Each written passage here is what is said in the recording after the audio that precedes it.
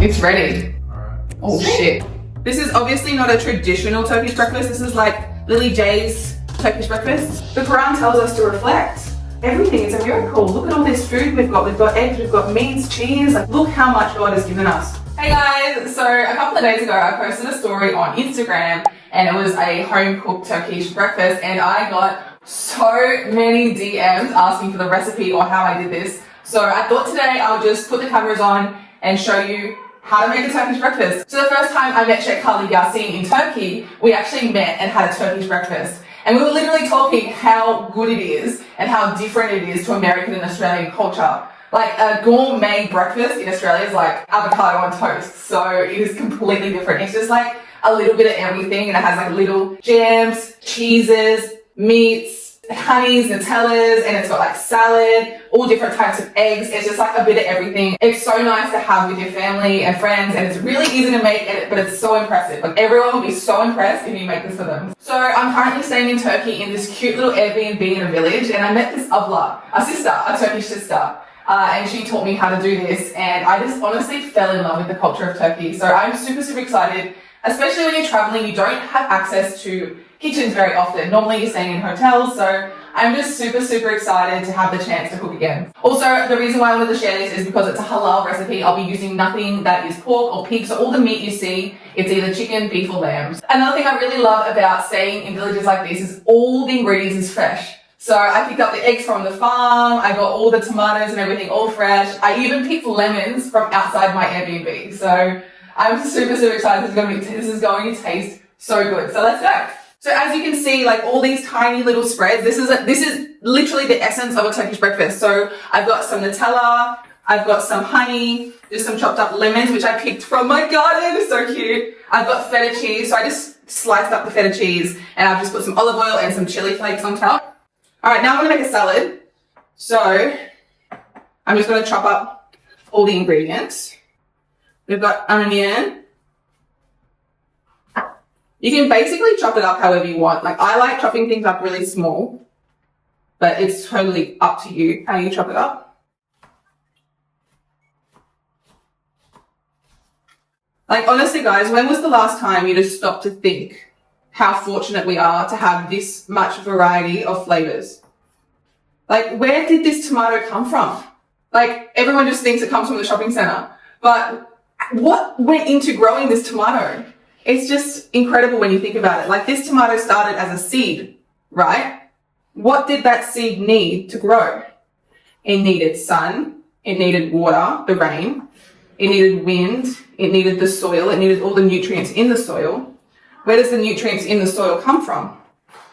It comes from the worms and all the cow manure and everything like that. So everything's just working together. Look at the rain. So the rain comes from where? It's salty water from the ocean. It gets lifted up through evaporation into the clouds. The wind transports the clouds over to the land and comes down on the seed for it to grow. And not only that, during that process, this salty water is getting purified into fresh water. And on top of that, it's coming down in gentle droplets. Like if it came down in a big gush of water, the seed would drown. Then you look at the sun. The sun then heats up the seed and cooks the seed for it to grow and germinate. If the sun was an inch closer, we'd all burn and die and there's no way for the seed to grow. If it was further away, we would freeze. So every single element in the whole world is working together to build this one seed for it to grow. And that's just one seed. Where did that life come from? Like who is controlling all that?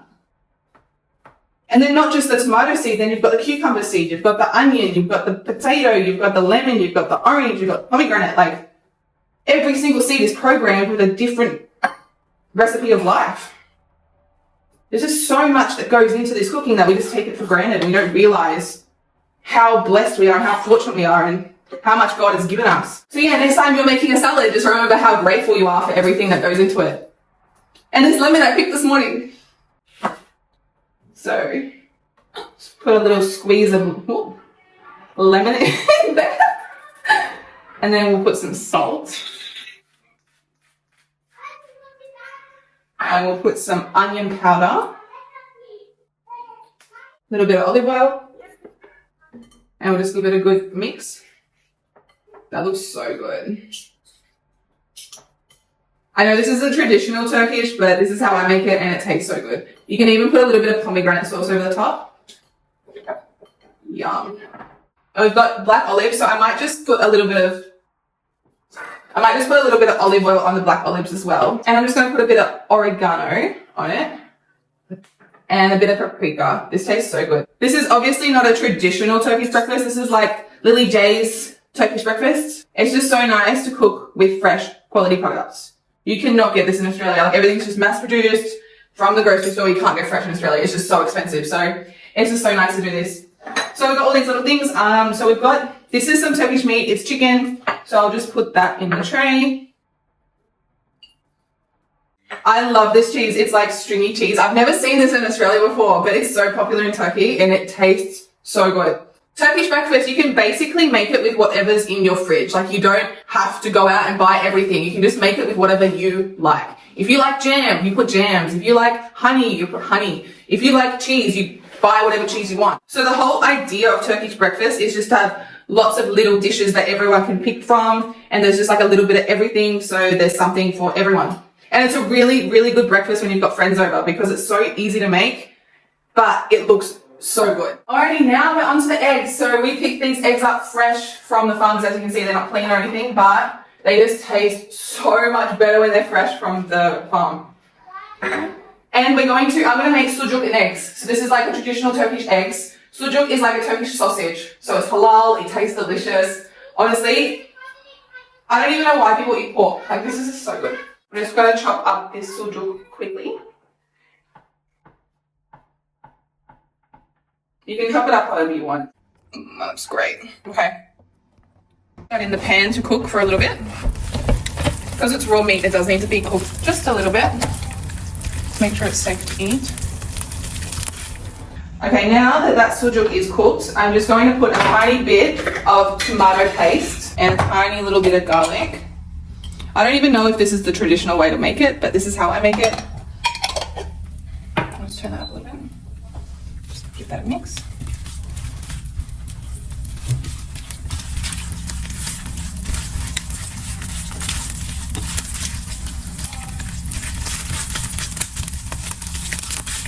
This is smelling so good.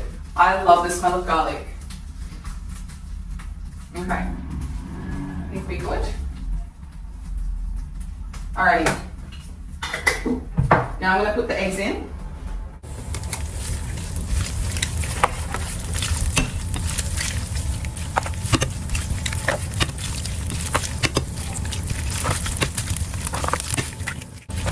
One more, because I'm feeding 4 people. Okay, so I'm just going to put a little bit of salt on the top. I'm going to put a little bit of oregano. And a little bit of paprika. Alrighty. So now I'm just going to put the lid on and let that cook. And voila, we are done. I also made birdek, so I didn't film that part. If you guys want the recipe for birdek too, let me know in the comments. Oh, that is looking so good. Alright, we are done. Now it's time to set the table. This is my favorite part because it all comes together. It looks so cute. Wow, that looks so good. This is my favorite part, just like decorating the table because it just makes it look so cool. Alrighty, I'm just going to get the birdek and we're ready to go. And now we've got the Turkish tea just to finish it off. I love Turkish tea and I love these teacups. It's just so cute. The culture of Turkish breakfast is just amazing. So I make Turkish tea a little bit different. I add cinnamon and cloves as well. So it's kind of like a herbal black tea and it just tastes so good. Wow, that looks so good. Bismillah. Oh, that is so hot. Oh my god. Wow. I love this tea. So good. And that's a Turkish breakfast.